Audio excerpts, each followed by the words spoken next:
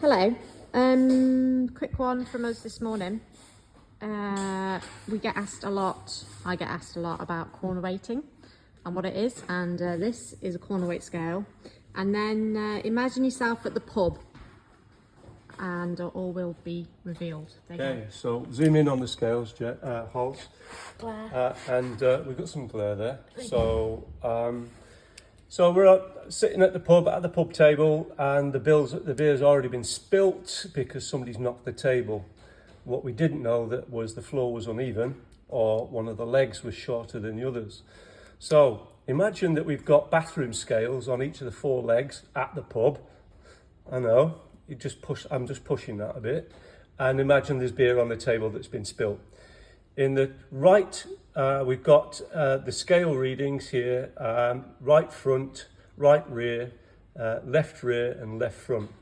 So the total weight of the car is the sum of these 4 table legs. So if you imagine our table weighs, with the pints, 1,180 kilos, which for a G model is really quite light. It's nice with a G50 box.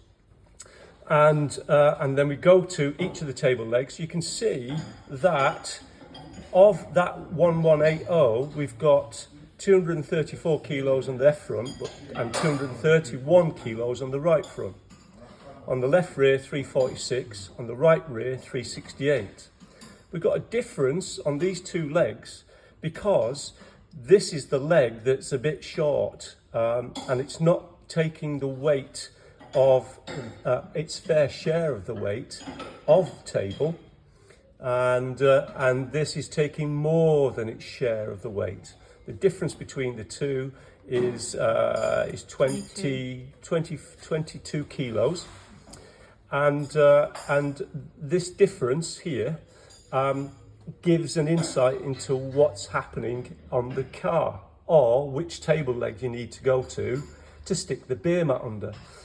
So if we work on the principle that there's already a beer mat under this one, 368, and there's none under the 346, because somebody's already had a go at not spilling the beer, what we'll do is we'll take the beer mat out of the 368 and we'll shove it under the 346.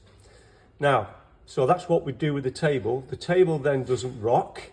The weight of the table is then loading the ground at each of the scales the same amount, and no more spilt beer. Job done. With the car, if we've got coilovers, we'll go to this wheel and we'll add 1 turn of up. That's raising the car by 1 turn. That's our 1 beer mat. And we'll go to the opposite wheel across on the axle and we'll take 1 turn off that. You could put 2 turns on here, but that would then probably end up in a cross in the ride heights. So we're incrementally loading the contact patches or the pub floor, and we don't want to overshoot. So I'll go to the front here. The problem is the corner weight is this corner, which I've tagged with an arrow, and we call this the right front, left rear, or the right, and we've got what's called a right heavy. So it's only got 48.9% of the total weight of the car, and that should be, for all intents, and a nice, no bias, no steering bias, no push, no loose cornering. That should be 50%.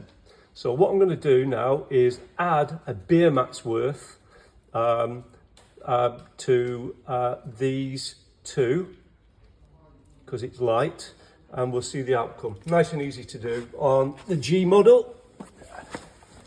So I go to the right and I add 1 beer mat. So that's half, one beer mat, and I take 1 beer mat's worth off this, half, 1. So where 1 beer mat is equal to a turn, say.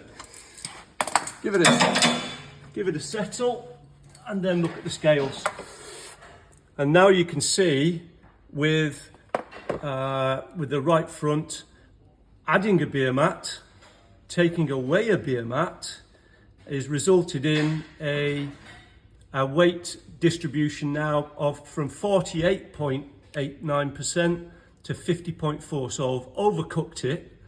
And what you can see now is that the sum of these corner weights, which is left front to right rear, and the left rear to right front, are now more similar in total.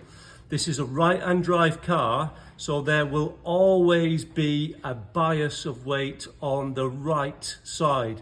Which is where the pints live, and the half pints live over here. The driver lives over here with all of his driving aids, pedals and steering wheel and so on. And so if this was a left-hand drive car, this would be a flip side story. And that's your corner weighting, folks.